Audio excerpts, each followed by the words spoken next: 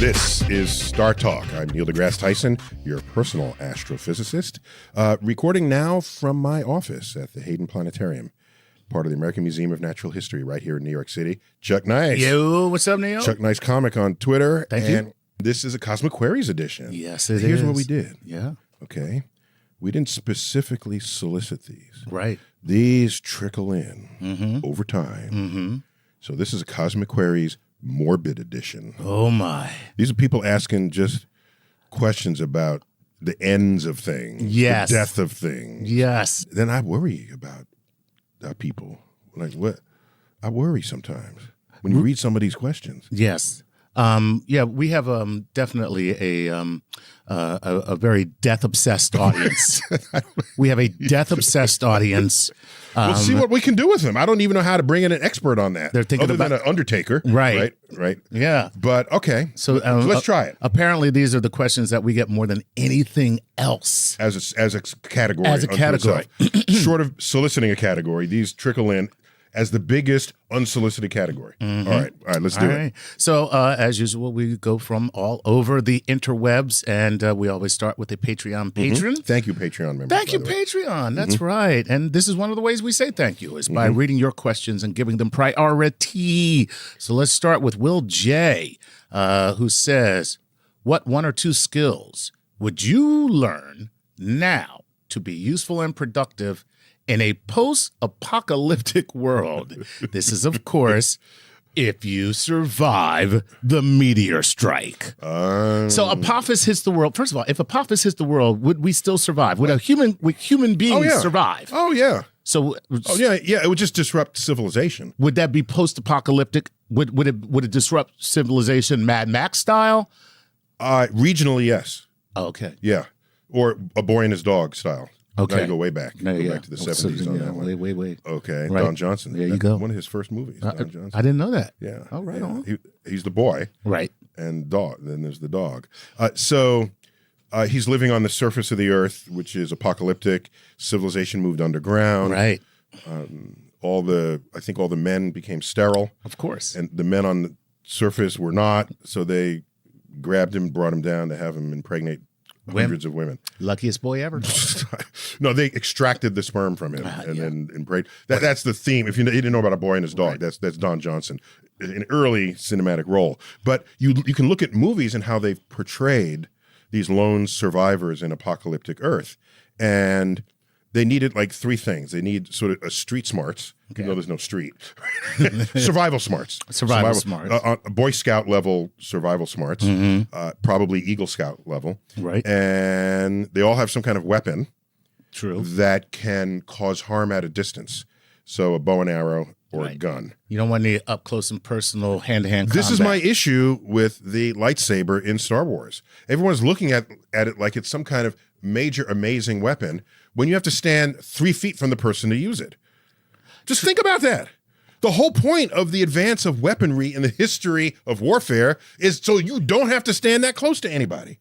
Except that you can deflect laser shots. Laser bullets. Laser bullets, yeah.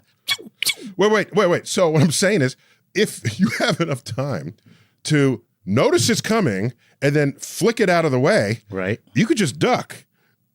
That is true. Okay? You could just duck. Why are you ruining Star Wars for me right now? I'm just saying. So I'm just not as impressed with the lightsaber as everybody else is. Okay? All right. It looks cool, though. Okay. So you'd want to be able to protect yourself from a distance. Right. And you'd want access to food. And in A Boy and a Dog, the only food left over on the ground was canned food, which was not spoiled by the radiation or anything else that was involved in it becoming apocalyptic Earth. So I would also say in that case, you need a can opener. Yes, you do. In fact, the dog could only. The dog was smarter. The dog is telepathic and a genius, and he's not. So the dog found the cans. This of is food. Basically Peabody and Sherman. Yeah, it is. I forgot about Peabody and Sherman. Do you remember? Gee, Mr. Peabody. Do you remember Peabody? The dog, Sherman was his pet human. Do you remember that? Yes, that's right. That's right. I loved his Wayback Machine because I loved the time travel that was in that cartoon. I'm that old to remember it that way. So in that arrangement between the dog and the boy, the dog found the food, but the dog couldn't open the cans, but the boy could. So they're opposable thumbs win again. Their mutual survival depend. They need each other to survive. Okay, so I guess always carry can opener in your back pocket. Apart from that, I think some kind of hand-to-hand combat would be useful.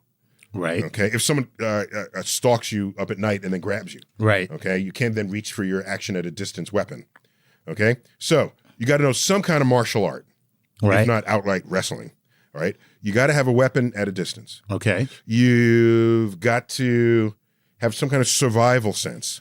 Right. Which know how to find the food, how to prepare the food, how to make fire, that sort of thing. So I think these are the basics in the apocalyptic Earth. And until there's some organized rules, my fear is that we'll just resort to sort of free-for-all. Oh, God, yes. Yeah. Are you kidding me? Yeah. We resort to a free-for-all when the subway platform is too crowded. And you know who wins in the end? Who? And I think about this every time. It's the person who controls the hardware store. Makes sense. You walk into a hardware store, everything you need is there. Yeah, absolutely. Everything. Yeah. Yeah, including weaponry.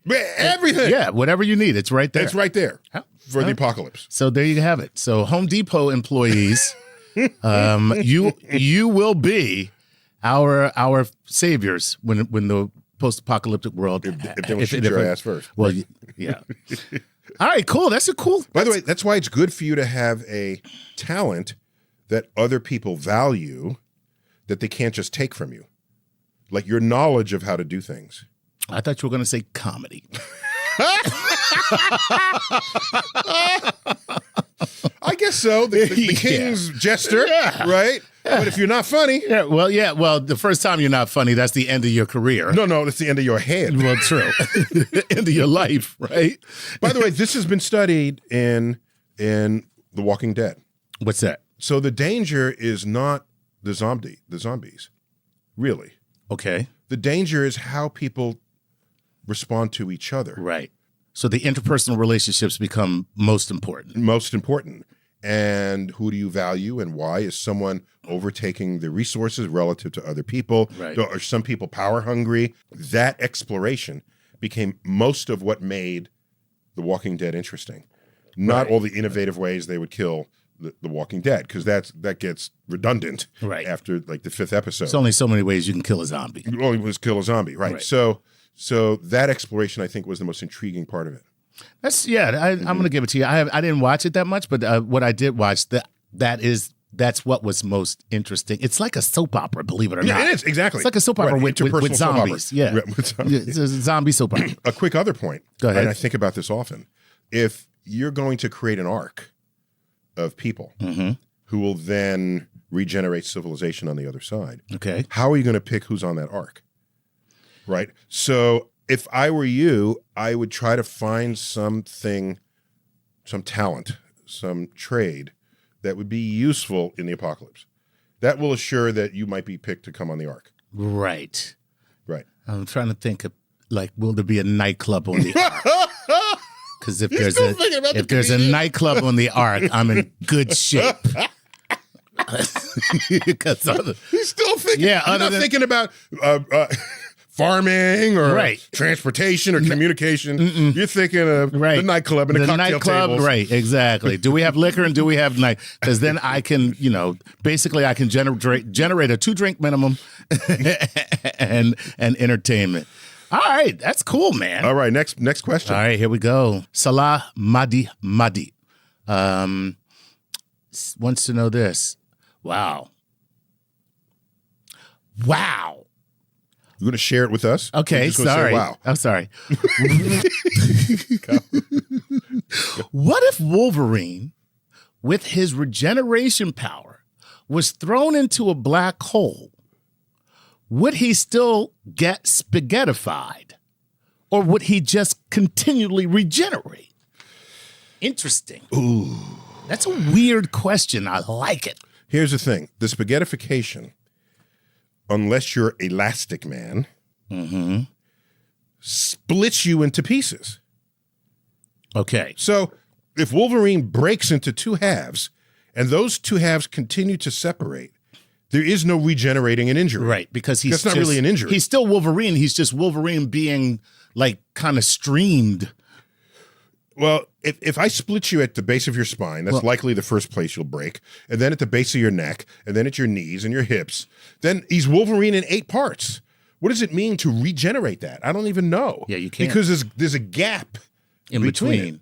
Exactly. And the regeneration, from what I've seen in the movies and in the comic book, the regeneration requires that the gaps are filled that are part of your body, and it fills in from where you already had flesh. That's true. Right? Right. So I think Wolverine, that's it. And even the adamantium or whatever is the stuff is. That's adamantium. Adamantium. A black hole will overcome any physical substance. Any physical substance? Correct. Okay. Correct. No matter what it is. So even if it's fictional and magical, right? It'll overcome. It's still going to right. It's still going to end up being just a stream of single atoms. Correct. Now, do the atoms actually get spaghettified? Yes. Too? Wow. This is my point. The nuclei get spaghettified. Wow. This is why I'm saying. So okay. So what happens is the tidal force of gravity. That's the stretching force. Right. Tides. That's where we get the word tides from. The tidal force of gravity becomes greater than all other forces of nature. Period. Nice. So the forces of nature that hold the molecules together, that hold the atoms together, that hold the nuclei together, get ripped apart by the tidal forces of gravity. Oh, wow. Okay, that's why gravity wins. Right. So he's spaghettified. That's all there is to it, no matter what. Join the club. Yeah, sorry. Wolverine. Sorry, Wolverine. Dad, that's a shame. What's my boy's name, the actor? Hugh Jackman. Hugh Jackman. Yep. Join the club, Hugh Jackman. Yeah, sorry, Hugh. You in the club. Yep, exactly. Spaghettified club. Favorite scene, though, of Wolverine gets shot in the head, and I don't know what movie. Shot in the head, falls to the floor. Everyone's standing there. A couple minutes later, the bullet pops back out, and he gets up. I love it. Anyway, all right, here we go. This is Phil Vader, 23 from Instagram. All right. Let's say the world ends. Do you think that's the end of the human race? This could be at any time. It's a different way of saying, will we outlive this place? Do you think? How could you outlive the planet that you live on? I don't understand. Okay, let's say for instance. The answer is no. if Earth is destroyed.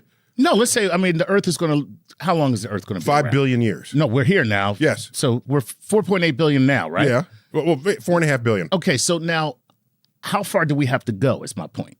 Until when? I'm saying, like, the sun is going to burn out. Oh, how far away? Yeah, how far do we have to go? Oh, that's what you're saying. No, how far forward into the future? Oh, I didn't understand that. Yeah. Okay, so if Earth is ready to get vaporized by the sun, right, you need some ability to planet hop. Right. Because the sun will grow in size. The temperature of Earth's surface will get hotter and hotter and hotter. Time to move, folks. You pick up your luggage, you move to Mars. Okay. The next farther planet from the sun. Okay? But the sun will also start to make Mars hot. So then you want to move farther out again. Then the sun will eventually die and no longer be a source of energy to any of us. Then you want to be able to star hop. Okay. Find another solar system to move to. Sure, why not? So how long would that? That all happened in 5 billion years. Okay, so we got another 5 billion years. You up there worried. I am worried about shoot. it. Thank God. As long as I don't have to put it on my calendar. That's what I have it on mine. October 12th. Right. 5 billion. And so let's just say we solved all of our problems. Our Okay? social-cultural Our problems. social-cultural problems. How long do you think we could make it? If we're not going to kill ourselves? We're not going to kill ourselves, which, by the way, I am sure that's what's going to happen. The average, last I checked this is not my field of expertise. Okay. I'm just relying on what I've read, but I do work in a natural history museum, so I have colleagues who do this stuff. Last I remembered, the average life expectancy of a mammal species is several million years. So, and we've been around for several 100,000, so we should have a long way to go. Got a long way to go. If we don't kill ourselves. If we don't kill ourselves. And it might be that intelligence, as we've come to know it and understand it, is contraindicative of the survival of the species. So in other words, there might be an inverse relationship between intelligence and survival. Correct. You might get so smart that it's impossible for you to survive because that's what causes you to kill yourself. Correct. Because you invent something that you think is cool and it's the end of the world. Damn. I think it was that sucks. Who's the guy who wrote Slaughterhouse-Five? I think it was Kurt Vonnegut, who, in one of his novels, he said, I'm paraphrasing, this is the last sentence ever spoken by humans. This will be the last sentence ever spoken by humans. It'll be one scientist speaking to the other saying, let's try it the other way. Oh, God, yeah.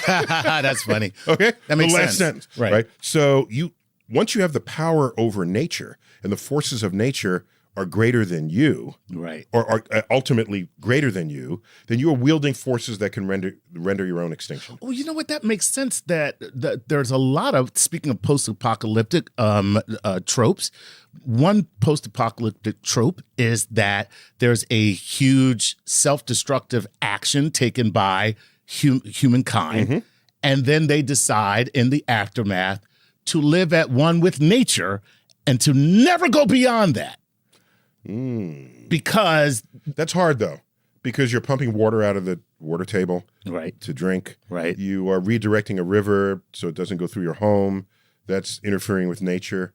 Almost everything we do interferes with nature. Farming is an interference of nature. Right. The monocrop, right? So if you want to live, eat, survive, and you want to live in harmony with nature, you just leave civilization and go in a cave, and we give you a knife.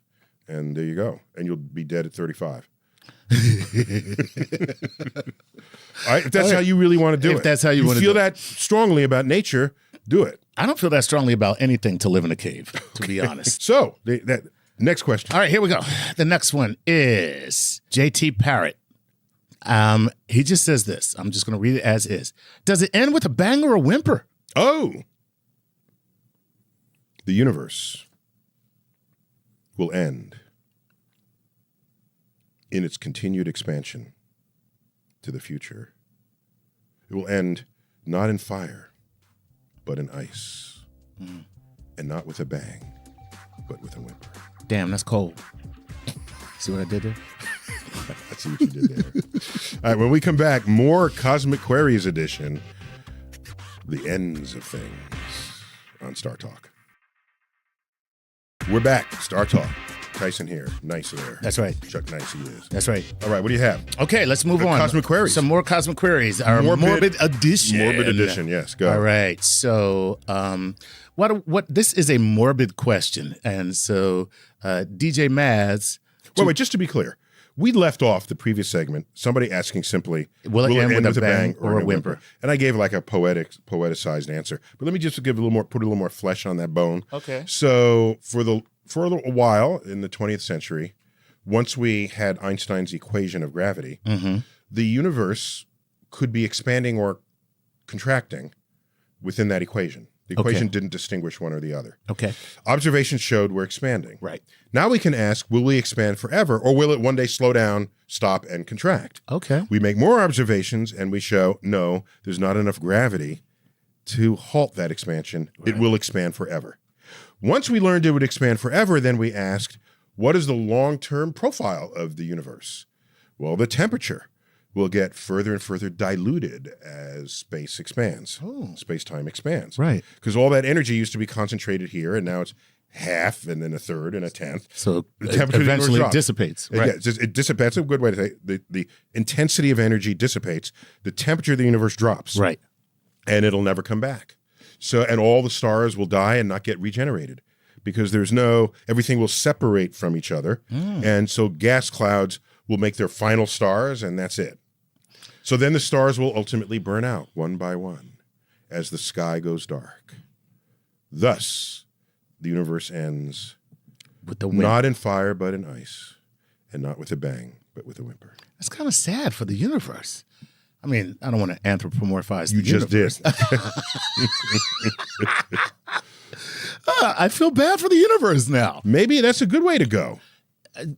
Yeah, I wouldn't mind going like that. There you go. Which brings us to our next question. Yes. What a great segue you just made. DJ Maz 2006 on Instagram says, Neil, How do you want to die? Oh, this is public knowledge. Oh, really? Oh, yeah. Okay. Yeah. I bet if you typed, how does Neil Tyson want to die? Hold on. No. Nuh-uh. I'm gonna do You it. gonna test it? I gotta test it out He's gonna since you test said it. it because Okay, I got go my on. phone handy. Hold on. All right, here we go. I'm gonna talk to my phone. How does Neil deGrasse Tyson want to die? Okay, clearly you have done this because 1, 2, 3, 4, 5, 6, 7, 8 YouTube videos came up about you dying somehow. Here's you on the afterlife. Here's you on I Don't Fear Death. Here is you on near death and near death experience. Wow, you talk about death a lot, dude. No, it's not that I come out of the box doing this. Is that people come to me asking about it. Okay. All right. So how do I choose to die? I would delight in, if I were near my deathbed, Okay. temporarily near my deathbed, I would say, don't lay me down to die. Launch me into that black hole so I can be spaghettified. Oh, wow. And I will report back until I no longer can. Sweet. And I'll be the first human to be spaghettified. Spaghettified, yeah. Nice. Yes, I would totally go that Somebody way. get some sauce for Neil. Spaghettified. We need some sauce for this man. Spaghetti sauce. Okay, so Spaghettified now sauce. that's kind of cool, actually. All right. If that's how you're going to go, but do you think that would hurt? Seriously? Yeah. I mean, I'm being. Yeah, but it'll be. Yeah, and your point is, what do you mean you think? Do you think it'll hurt being stretched and ripped apart by tidal force? Well, I mean, my point is, would it happen so quickly that it wouldn't make a difference, or would it happen to the point where you would be thoroughly aware of every single part? I mean, until you couldn't. You feel like you're stretching and say that's good. Nobody doesn't like a good stretch. No, absolutely. And then it is unrelenting, and you say, "Okay, I'm done now." No, sorry. No, that's not how we play that. Okay. And then you stretch, and then you snap into two pieces. Now, the thing is, all your vital organs are in the upper half of your body, so you'll likely stay awake even after you lose your lower half. Wow. And then, if you sever at the neck, they did experiments at the French Revolution. But you can still see it, right? Yeah. And so they blinked, for a few seconds. Yeah. So that's how I would do it. Okay. I want my death to have some value to science. All right. And that's how you do that. That is where we differ. I want to die in my sleep. Okay. Feeling nothing. All right. Well, that's cool, man. There you go. Spaghettification. All right. By the way, this concept of feeling nothing by dying in your sleep, I don't know if it was just my immaturity or my literalism of because I was a geek kid. Okay. And everything was literal to me. I could not think figuratively about anything. And I would rethink things like 6 of one, half a dozen of the other. You know that? And yes. I thought, is it 6 of one half, a dozen of the other? Well, that would be 3 and 12. So it was just because why would anyone say 6 of one, half a dozen of the other? Why would anyone say that if those are the same thing? If they're the same thing, right? Right. So what's the point? So maybe they meant something else. So I thought 6 of one half, well, that's 3 and a dozen of the other. So maybe they say there's 3 of these and 12 of those. 6 of a half. So I had a very literal mind. And one of them was trying to understand people learning when people died by taking sleeping pills. Mm-hmm. And I'm thinking, how could you die by taking sleeping pills? Don't you just go to sleep? What? I can imagine dying by taking poison. Right. Yes. I get that. Okay. You can die by gunshot wound, by knife, by falling off a cliff, but just by going to sleep. And then I had to learn that you can take too many pills. Right. And then your body just stops working. But en route to you having digested these pills, you simply fall asleep. So I have to deduce this from first principles. That's all I'm saying. Well, you just described my favorite way to die. Yeah, but without the pill part. I don't want that part. You just want to go to sleep. I just want to go to sleep and not wake up. Okay. Many people in my family have died that way. Really? Yeah. Yeah. Well, here's the thing. I was just thinking about this morning. Okay. You read about someone's death and they say they died peacefully in their sleep. Right. Does that mean if they don't say that they were screaming in total agony? So that's why even mention that? But so I guess it brings comfort to people. Right. But peacefully, that's the comfort part. Right. But if you died in pain and agony, you're not going to tell that to someone. So now I'm thinking if they don't say they died peacefully, that's actually how it happened. Yeah. I would say that's almost They the did not case go that they did not go into the night. quietly. Yeah. Right. Okay. Yeah. Now I'm wondering if you woke somebody up right before they died, would they then not die peacefully in their sleep, but in agony because you woke them up? Okay, this is an experiment I don't really want to do. I do. Oh, that'd be so cool. It's just like, yo, wake up. Like, why did you do that? I saw the light. I was almost dying. at the light. Oh my God. I saw the light. I was almost there. You son of a. Okay. All right, here we go. Mike Ireland wants to know this. I know that you covered artificial intelligence. What do you think the percentage is that computers have already garnered human consciousness, and are they laying them wait? Come on now. Is it an eerie thought? And I just love your opinion on the matter. Are they laying them wait? In other words, until the right time. To do what? To get rid of us. Oh, so you're saying computers are pretending to not be full up AI, yet they've already achieved it.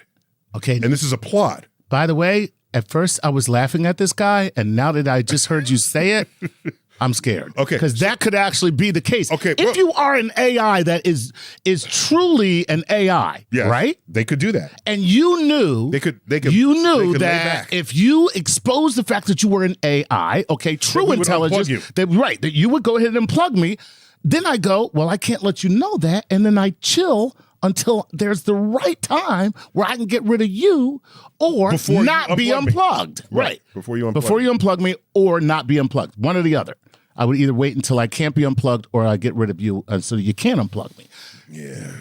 Okay. So that was kind of the plot in the remake of War of the Worlds. Really? Yes. Okay. They did not follow the script from the original H.G. Wells story. Right. This is the one 2004. Tom Cruise. Tom Cruise. Right. Okay. In that version, the aliens lay dormant and buried underground. That's right. That's Damn it. correct. I forgot about that part. Right. And then they found the right moment, and then they all rose up. Right. Okay. Now that idea, which perhaps they thought was clever, it undermines the entire plot of the movie. Okay. Which is alien invasion from another outside, planet, right? Who are overcome not by our weapons, but by germs that they do not have immunity to because they did not evolve on this planet. Right. So that premise means they had to be here a long time ago to put that stuff in the ground. Yes, and now they're in the ground. Now they're in the ground. They can develop an immunity to our germs. That entire premise unraveled in the presence of this new idea they're going to pre-bury the aliens. Gotcha. Yeah. So that pissed me off. I'm just saying. Well, I'm with you on that. It was a crap movie. So, I mean, don't get me wrong. Love Tom Cruise. Okay, love him. You know that movie had a narrator. Wait, no. Yes, it did. No. Yes, it did. How? Yes, it did. I've seen it twice. I don't remember a narrator. Okay, just take a guess, and there's a 50% chance you'll get the right narrator. Mm-hmm. Tim Robbins. No. Morgan Freeman. What? Yes. That's right, it did. Oh my God. And he comes on at the end. At the end. And I got the end quote right. That's now. right. I carry it with me. All right. Here we go. I carry this narration with me. All right. All right. The end of the 2005 War of the Worlds. From the moment the invaders arrived, breathed our air, ate and drank, they were doomed. They were undone, destroyed, after all of man's weapons and devices had failed, by the tiniest creatures that God in his wisdom put upon this earth. By the toll of 1 billion deaths, man had earned his immunity, his right to survive among this planet's infinite organisms, and that right is ours against all challenges.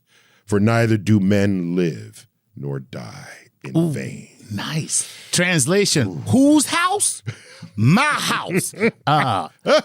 Anyway. But that wouldn't happen if they were here if they for were millions of years. Right. And by the way, I just find it so ironic that one of the most recognizable voices on the planet is doing a reading of the most recognizable voice on the planet. So weird. How meta is that? Neil deGrasse Tyson does Morgan Freeman. You know, that's cool. But did you like my I did. I liked, and by the way, that's a great little quote. When I heard it, I said, that's beautiful. Right. No, the novel was a 19th century Victorian era novel.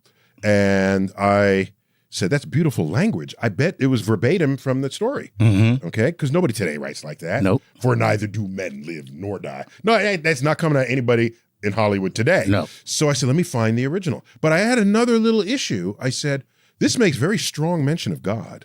Mm-hmm. And I said, well, H.G. Wells was highly scientifically literate. Did he make mention of God? I went back and found the passage. No, he does not make mention of God. Here is H.G. Wells's original passage. Oh, snap. Covering that part of what was used for the movie. Okay. You ready? Go ahead. For so it had come about, as indeed I and many men might have foreseen, had not terror and disaster blinded our minds. These germs of disease have taken their toll of humanity since the beginning of things, taken toll of our pre-human ancestors since life began here. But by virtue of this natural selection of our kind, we have developed resisting power. To no germs do we succumb without a struggle. And directly these invaders arrived, directly they drank and fed. Our microscopic allies began to work their overthrow. Already when I watched them, they were irrevocably doomed, dying and rotting, even as they went to and fro. It was inevitable. By the toll of 1 billion deaths, man has bought his birthright of this earth, and it is his against all comers. It would still be his were the Martians 10 times as mighty as they are, for neither do men live nor die in vain. Woo! Hashtag Darwin rocks. He's got pre-human ancestor. He's got natural selection of things. Yep. No mention of God. These are two different things. I think Hollywood was afraid to get real on it. Oh, yeah. There you go. We got to call this segment quits. We'll be back with the third segment of Cosmic Queries, the Death Edition on StarTalk. Chuck, last segment, StarTalk. That's right. Cosmic Queries. Yes. The Death Edition. Death. All right. All right. Let's jump right back into it. Give it to me. This is Jay DeGator, I'm going to say. Yeah, last name. There you go. What is Wait. Jay DeGator, I'm going with. Yeah, I'll give it to you. Okay. Jay DeGator. Yes. It's probably Jay DeGator. It might be, but you know. Yeah, it's Jay DeGator. Jay, I'm with you on this. Okay. All right. Good for you. Jay, why don't you change your last name to Jones? How about that? Then we won't have a problem. All right, he says this. What does the merging of black holes mean for the future of the universe? Could the universe eventually be the victim of a collective hypermassive black hole? Could we be left with a singularity or black hole containing all the information of this universe waiting for the next Big Bang trigger? Everything in the world just ends up into one giant black hole that creates a singularity that then becomes the universe again. Okay, so black holes are not quite what you think they are. Right. They're not giant sucking machines. No, they're not. Okay, so if the sun became a black hole, Earth would still go right around. If you it. could shrink down the sun and make it a black hole, Earth would still go around in orbit like it would be dark and cold. Right. But orbitally, it would make no difference to us. So now, So just because it's a black hole doesn't mean it's reaching out right. in places it didn't previously reach out to eat you.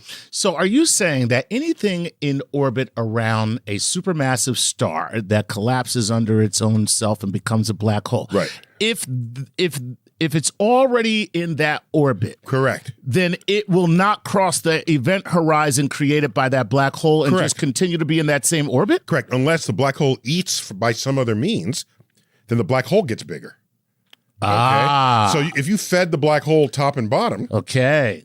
Now the black hole will grow, its gravity will increase, and it could increase to such a point where your speed in orbit is insufficient to maintain your orbit. Gotcha. And then your orbit decays and you fall in. That could happen. Okay. Yeah. Okay. But it's like I said, the objects had to have been headed towards the black hole to get eaten To begin that way in with, the first place. right. Right. So it's not some giant sucking machine, first of all. Second, modern evidence shows that if not every galaxy, certainly most galaxies, red-blooded galaxies, have supermassive black holes in them.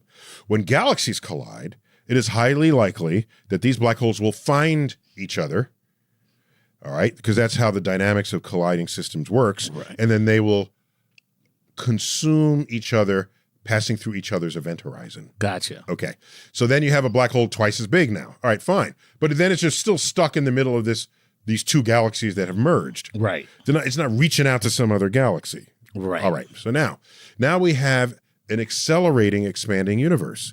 So there's a galaxy over there, and I'm a galaxy over here, and expanding universe will forever take that black hole away from my black hole. Right. So you're all moving away from each other. There's no reason to think that all the matter in the universe is going to land up as one black hole. Gotcha. Okay. Not only that, the universe is just going to expand forever, and forever is a long time. It is. It's not long enough for the Bible, though. The Bible, it's forever and ever. You ever notice that? Yeah, it is. Forever and ever. And ever. Right. Right? Because forever, however big that infinity is, I want more infinity. 1 + 1. Infinity plus 1. Oh, you're the annoying kid, right? I can count to a big number. I counted to 100 billion. 100 billion 1. There you go. That's how to get an ass whooping in the street. Amen. If you do that. So, all right. So now, in the very distant future of the universe, the black holes that did eat whatever it was they were going to eat will ultimately evaporate in what's called Hawking radiation. Okay. So the black hole becomes undone, and all that matter that was in the black hole is now scattered back into the universe. So now, if you do the math and ask how much mass is there within the radius of the known universe, and see how that compares to a black hole's mass and size, it turns out the entire universe can be analogized to being a black hole unto itself, with a horizon beyond which you cannot see. Wow. So it is not completely crazy to think of the universe and all that's going on within it as containing a black hole that has all the external properties that any black hole we're looking at would have within us, within our universe. Okay. So then you ask, if we are a black hole, are we a black hole in some larger universe? That's what I was about to say. So who's to say that there's not more universes with the same black hole that we would be? Correct. This is what led to the idea that maybe black holes are portals to entire other space-time continuum. Aha. Yeah. So in Men in Black, the galaxy on the belt of Orion, we remember this. Yes. Okay. It's a little weird to have said it that way.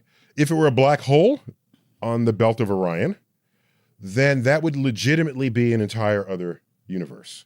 Right. But they just said galaxy, and you can get a nice picture of a galaxy, and you go into that galaxy, then it's another galaxy. But that's not as scientifically realistic as there being a black hole on the belt. And then you go into the black hole, there's a whole universe. Gotcha. Yeah. Okay. All right. Well. The answer to your question is no. Now pronounce his name again. Yeah, Jay DeGator, or as I call you, Jay Jones. Jay Jones. All right. Cool. And All I said his name was probably Jay DeGator. You said that, yes. I'll bet you. I bet you $1. Jay, we read your question. Hit us up on Twitter. Let us know how bad I mangled your name. All right. Okay. This is Tori Himmelstein or Himmelstein. I'm going to go with Himmelstein. So Tori says this, hey, physics undergrad here. Physics in the house. Physics in the house. Is there any chance that after I die, my atoms would spontaneously combine to form an alien billions of years in the future? Are you sure you're a physics undergrad? Tori? Really? The answer is yes, Tori. Don't listen to Chuck. The interesting thing about the universe that's not entirely obvious at first reckoning is that every electron we've ever found is identical to every other electron.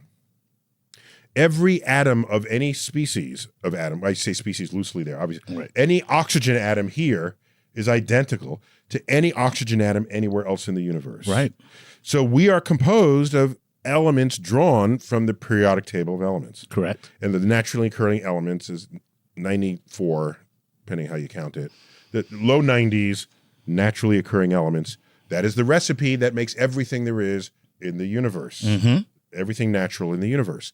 So if you're made of these atoms, I put you in the earth and you decompose, these atoms are available to make something else. Right. And to decompose is different than to disintegrate. Right. You know the difference? No. To disintegrate is you break apart. Right. To decompose is some other animal is eating you. Ill. Is that really what decomposition is? Yes. If I put Even you if it's the ground or microbes or anything, it's still something else consuming. correct. Gotcha. That's I why gotcha. if I buried you on the moon, you will not decompose because there's no microorganisms There's there to nothing eat up your there. body. That's Right. right. You'll just stay there, Right. and you'll dehydrate. Some atoms, some molecules will change, but not because they were decomposed. Now I know how I want to die. I want to die. Well, what I want to be after I die. I want somebody to put me in a Barca lounger type chair and put a drink in my hand and just sit me on the moon. Oh, Yes. with sunglasses, looking Right. up. Oh, Looking at the sun. right. You'll be there 1,000 years from now. That would be awesome. You'll be a little dehydrated, but you'll still be there. Right. Okay. Wow. So basically, this. Wait. There's a movie that ended that way. What? Yes. No. And who's the main star in Men in Black? Not Will Smith, the other guy. Tommy Lee Jones. Tommy Lee Jones in this movie ends dead on the moon, leaning up against a rock, looking out into space. That's cool. Yeah, Tommy Lee Jones. I don't know what movie that is. I think it was Space Cowboys. Okay. I think. Not bad. I think we can check on that. It's not a bad way to die. Somebody look that up. You know? But what you're saying though is from Tori's question. So we're just all information. So they basically No, we're ingredients. We're ingredients. That's what I mean. Kitchen ingredients. We're kitchen ingredients, Yes. basically. Yes. Right. And so that's why I want to be buried rather than cremated. Right. Because I want the energy of my molecules in my body to be available to other organisms. If you are cremated, your energy gets dispersed into space. Right. That's fine. You might enjoy that, like that. But the rest of what is you are all the atoms are broken apart, and other creatures can't utilize them. You don't have nutritional value Right, to them. right. But you'll still exist as atoms. Right. So aliens that might evolve on this planet or some other planet, if your atoms were taken, and they all have some kind of weapon True. that can cause harm at a distance. So a bow and arrow or a gun. You don't want any up close and personal hand-to-hand This is combat. my issue with the lightsaber in Star Wars. Everyone's looking at it like it's some kind of major, amazing weapon when you have to stand 3 feet from the person to use it. Just think about that. The whole point of the advance of weaponry in the history of warfare is so you don't have to stand that close to anybody. Except that you can deflect laser shots. Laser bullets. Laser bullets, yeah.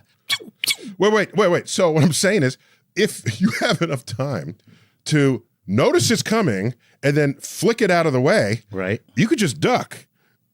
That is true. Okay? You could just duck. Why are you ruining I'm just Star saying. Wars for me right now? I'm just saying. So I'm just not as impressed with the lightsaber as everybody else is. Okay. All right. It looks cool though. Okay. So you'd want to be able to protect yourself from a distance. Right. And you'd want access to food. And in a boy and a dog, the only food left over on the ground was canned food, which was not spoiled by the radiation or anything else Right. that was involved in it becoming apocalyptic Earth. So I would also say So in that case, you need a can opener. yes, you do. In fact, the dog could only. The dog was smarter. The dog is telepathic and a genius, and he's not. So the dog found the cans. This of is food. basically Peabody and Sherman. Yeah, it is. I forgot about Peabody and Sherman. Do you remember? Gee, Mr. Peabody. Do you remember Peabody? The dog. Sherman was his pet human. Do you remember that? Yes, that's right. That's right. I loved his Wayback Machine because I loved the time travel that was in that cartoon.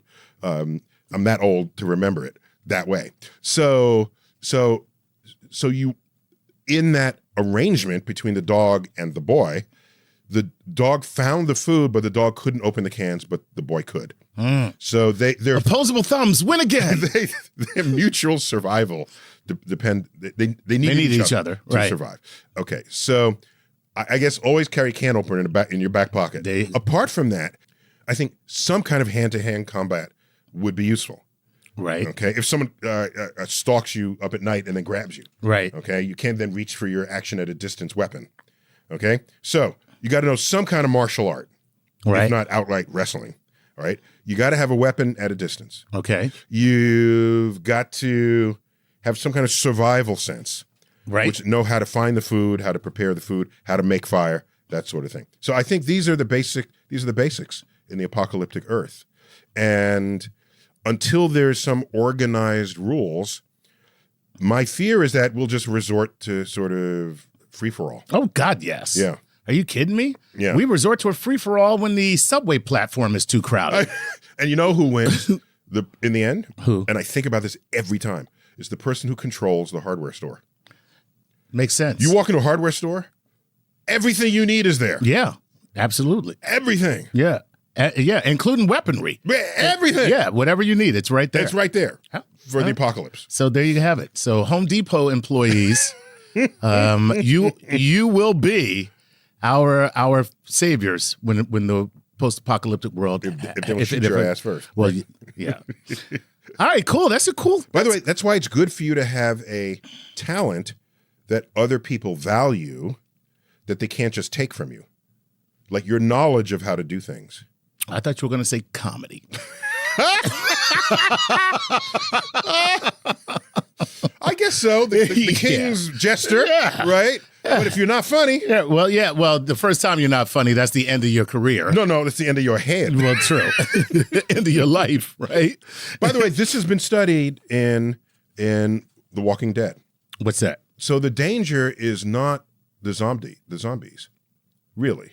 Okay. The danger is how people respond to each other. Right. So the interpersonal relationships become most important. Most important.